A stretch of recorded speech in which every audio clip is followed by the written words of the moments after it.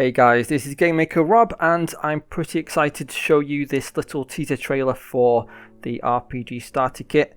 It's a day-night system cycle using a shader.